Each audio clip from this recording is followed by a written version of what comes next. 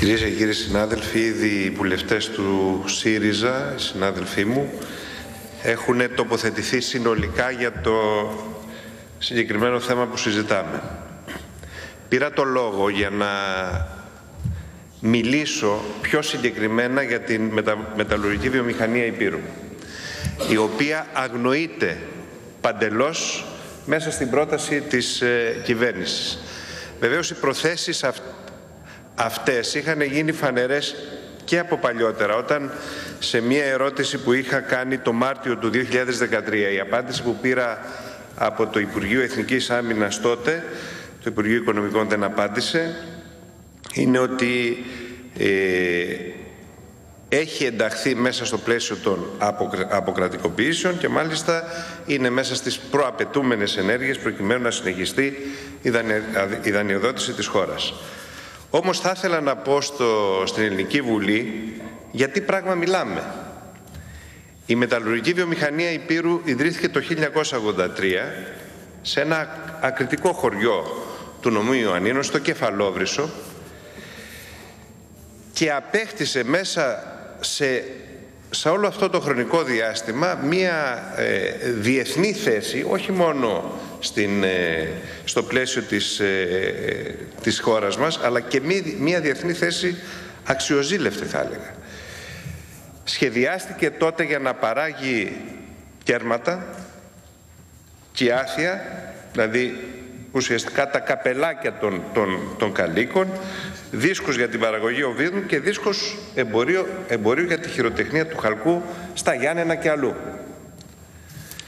Η δομή του εργοστασίου, και αυτό είναι κρίσιμο πραγματικά, μέχρι το 2009 περιλάμβανε και χυτήριο, το οποίο έδινε τη δυνατότητα σε αυτή τη συγκεκριμένη βιομηχανία να λειτουργεί σε όλα αυτά τα επίπεδα. Δυστυχώς τότε, με απόφαση της κυβέρνησης του κυρίου Παπανδρέου το 2009, το χυτήριο σταμάτησε τη λειτουργία του. Σταμάτησε τη λειτουργία του και αυτό ήταν πολύ κρίσιμο, γιατί το χυτήριο ήταν αυτό που έδινε τη δυνατότητα σε αυτή τη βιομηχανία να ανοίξει, όπως λέμε, να ανοίγει τα φτερά της και να μπορεί να έχει μία θέση όπως είχε και παλιότερα και στην ελληνική και στη διεθνή πραγματικότητα.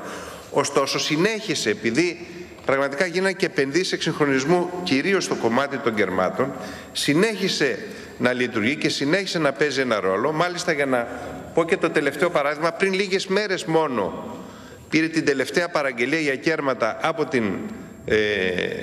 από την Τράπεζα Ελλάδας. Συνεπώς, παρά και αυτή την περικοπή αυτού του βασικού μοχλού, συνέχισε να λειτουργεί και συνέχισε να παίζει ένα κρίσιμο ρόλο, πολύ κρίσιμο ρόλο, σε μια ακριτική περιοχή και όσον αφορά την απασχόληση και ως παραγωγική μονάδα. Και αντί να δείτε αυτή την παραγωγική μονάδα σαν μια δυνατότητα, και με βάση το δυναμικό που έχει και την τεχνογνωσία που έχει, επένδυσης και ανάπτυξης, με τη δημιουργία χυτηρίου και με την προσπάθεια να προσανατολιστεί και σε άλλους τομείς, και μπορούσε να προσανατολιστεί και σε άλλους τομείς, μία, ας πούμε, δυνατότητα για την οποία μιλάνε και η διοίκηση και οι εργαζόμενοι, είναι ότι θα μπορούσε ακόμη, όπως υπάρχουν και τέτοιες εμπειρίες διεθνείς, να υπάρξει μια εξαγορά αυτής της μονάδας από το κρατικό νομισματοκοπείο. Θα μπορούσε και αυτή η δυνατότητα να βρεθεί. Την αφήνεται έρμεο ουσιαστικά, κανένας δεν ξέρει ποια τελικά θα είναι η τύχη της, και ό του θαύματος αυτές τις μέρες, από τα δημοσιεύματα και από μία ερώτηση βουλευτή της συμπολίτευσης του νομού που έγινε χτες ή προχτές, παρουσιάζεται το ενδιαφέρον από την Βιοχάλκο για αυτή τη βιομηχανία. Μόνο που θέλω να σας πω ότι η συγκεκριμένη εταιρεία τα περισσότερα από αυτά τα εργοστάσια τα έχει μεταφέρει στη Βουλγαρία. Συνεπώς πρέπει και οφείλετε να απαντήσετε σε μια περιοχή στην οποία ήδη έχετε χαρίσει με τις πολιτικές σας μια πολύ κρίσιμη βιομηχανία, και μιλάω για την γαλακτοβιομηχανία Δοδόνη. θα επιφέρεται και ένα δεύτερο χτύπημα, αφήνοντας, δεν ξέρουμε σε ποιες προοπτικές και σε ποια τύχη, μια κρίσιμη παραγωγική μονάδα, η οποία θα μπορούσε με την κατάλληλη παρέμβαση να προσανατολιστεί αλλού και να επεκτείνει τις δραστηριότητες της, να είναι παραγωγική μονάδα για την περιοχή πολύ κρίσιμη, και μια περιοχή παραμεθόρια την αφήνετε στην τύχη της. Δεν λέτε κουβέντα γι' αυτό.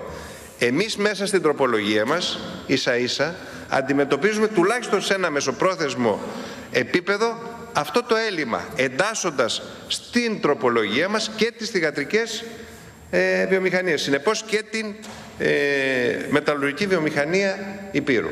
Οφείλετε, νομίζω, ως κυβέρνηση να απαντήσει σε αυτό το κρίσιμο θέμα που απασχολεί το ακριτικό Πογόνι και την Ήπειρο, και να πείτε καθαρά τι θα κάνετε με αυτή τη βιομηχανία. Τέλος, να πω μόνο μία κουβέντα για μία τροπολογία που αφορά το επικουρικό προσωπικό, υγειονομικό προσωπικό στα στρατιωτικά νοσοκομεία. Κοιτάξτε, έτσι όπως πάει το πράγμα, όχι μόνο στα στρατιωτικά νοσοκομεία, το έχετε ήδη εφαρμόσει στα νοσοκομεία του Εθνικού Συστήματος Υγείας.